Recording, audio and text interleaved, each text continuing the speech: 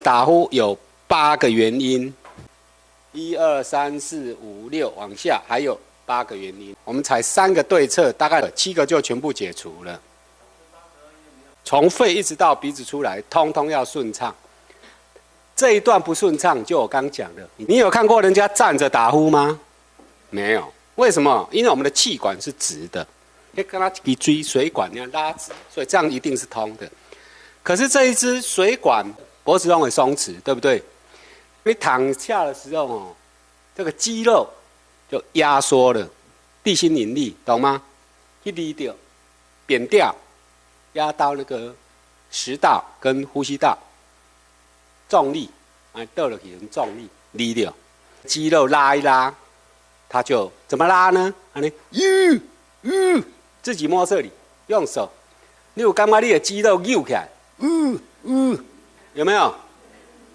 这个叫脖子肌肉运动。安尼，啊无代志了，安尼就练这里的肌肉。安尼，啊这肌肉好，这里肌肉结实，你就不会打呼了，这是这个原因。第二个是鼻子的问题，顺畅，那你就那3号步，我们今天开箱是有一个3号步，对不对？共振这里，好，就像你们戴口罩这样，这样鼻子它这里共振就会顺畅。那第3个就是鼻子、眼睛、耳朵其实全部那个是相通的。我们在吹一个东西，如果那气不顺对，叽咕或者反正怪声音就出来了，就这样。所以怎么把里面的通道的气全部打通？就是吐气，吐到没气了然后用最大的力量这样。你这样，这样没有用，这样没有用。你再看一遍要很用力，一下就吸到鼻腔，我们的上鼻腔在这里。撸短用你吃奶的力，一下就树干吸到怎么样？吸到这里会痛。你们有没有去呛到说那个吃那个 wasabi 有没有？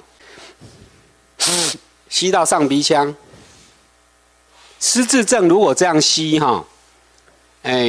大概1天吸个10分钟，大概吸1个礼拜，失智症就好了。有人失智了4年，1个礼拜，我就跟他讲，老菩萨，反正你闲着也是闲着，坐在那边，我跟你讲，你这样，他很听话吸了1个礼拜，他看到他女儿认得了。那过了3个月，他原来人都也不会出门。3个月后，我公司来了一个陌生人，提着一个礼物。我说你是谁？因为老师，我失智症好了。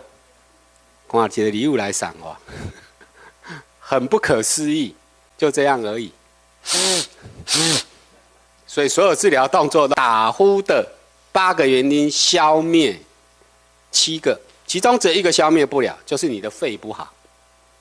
那没有办法，肺不好那就要长期治疗，那以后的事，那属于5脏病了。预知更多详情可以联系我们。